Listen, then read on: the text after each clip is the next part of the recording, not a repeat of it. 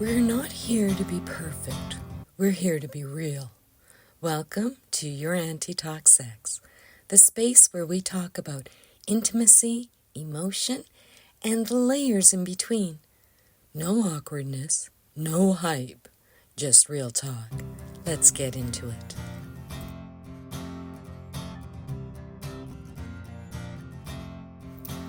Today's episode starts with a story, not a question, not a rant, not even a complaint.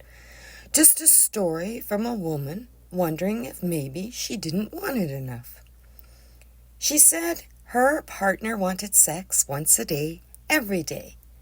She preferred every 2 or 3 days. And most of the time she'd say yes, even when she wasn't in the mood. She told me it was easier than explaining why not. And that when he went away for work, she felt relief. The story ends with him cheating. But this episode isn't about the cheating, because honestly, a lot of us have felt what she was describing, even if our stories ended differently. So let's stay with the part before the fallout, the quiet middle space between guilt and accommodation. That moment when you ask yourself, do I want this? Or am I just keeping the peace, keeping my partner happy? Today we're exploring 2 questions that come out of that feeling. The first is it wrong to have a lower sex drive than your partner?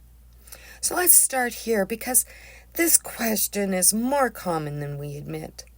In every relationship, straight, gay, queer, non-binary, monogamous, poly, undefined, someone often wants sex more than the other person.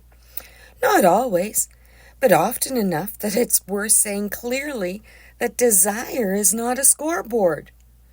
It's not who's normal or who's failing. It's not who's frigid or who's too much. It's just different, and it shifts. Some people have always had a higher drive. Some only do in new relationships. And some fluctuate depending on stress, hormones, safety, time of year, age, mental health, or even the simple fact of being touched out. That physical sensory overload by parenting, caretaking, or a type of work. And here's the part people don't always say. Low desire isn't the same as low love. But when we're on the receiving end of less sex, it can feel that way. That's when the narrative starts sneaking in. Am I not attractive enough? Is there something wrong with me? Didn't you used to want this? And if you're the one with lower desire, you start questioning too. Am I broken? Should I want it more? Is something wrong with my hormones or my relationship? So instead of having an honest conversation about mismatched rhythms, we quietly let shame take the wheel. And shame doesn't drive well. Let me say this clearly, in case no one has.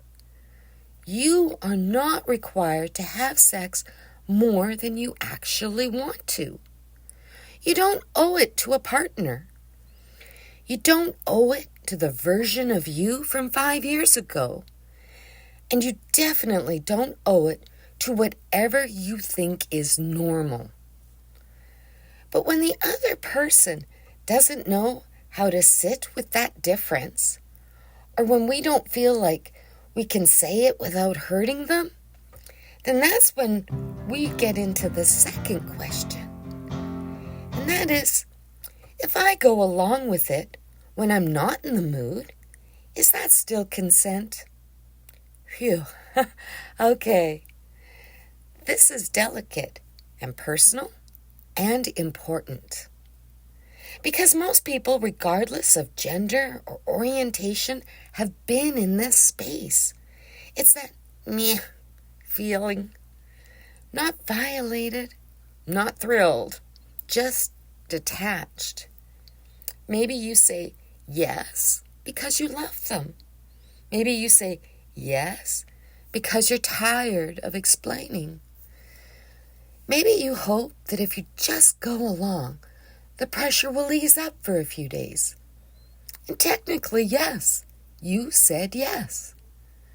But was it emotional consent? Was it presence? Was it you? When we treat our bodies like something we owe, even in a long-term loving relationships, something small but sacred gets lost. And over time, if that pattern continues, it stops feeling like intimacy and starts feeling like obligation. Even in queer relationships, especially in ones where we pride ourselves on emotional attunement, we can fall into this trap of over-accommodating. I've had friends in same-gender relationships say, I didn't want to make her feel rejected, or he gets in a mood when I say no. That's not evil. That's human. But when fear is what shapes our yes, it's no longer intimacy. It's survival. When you keep saying yes, but you mean maybe, or sometimes mean no, a quiet resentment builds. Not the dramatic, I'm furious kind. The tired, checked out kind. It sounds like, fine, whatever, just hurry.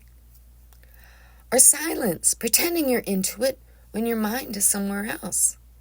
And here's the twist. Even the higher desire partner may feel it. They may not be able to name it, but they'll sense something's off. And over time, both people feel lonely, even while they're touching. That's what happened in the story that started this episode. The quiet disconnect was there long before the cheating. So what do?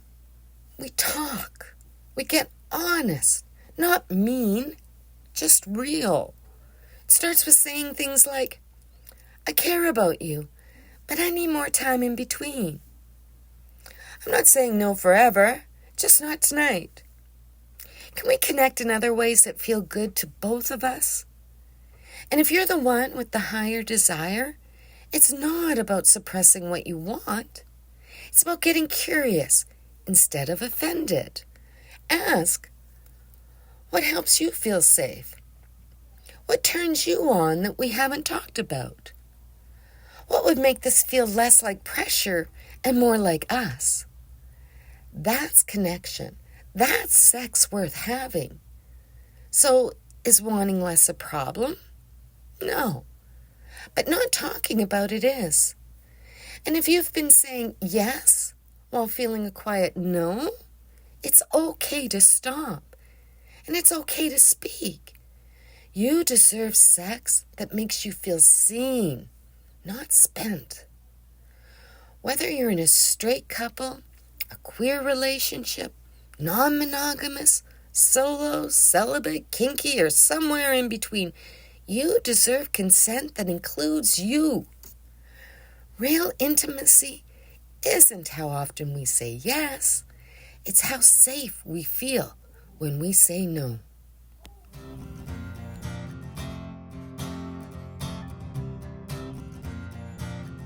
I'd love to hear what this stirred up for you. Your stories, your reflections, your own questions. Remember, we're not here to be perfect. We're here to be real. Until next time.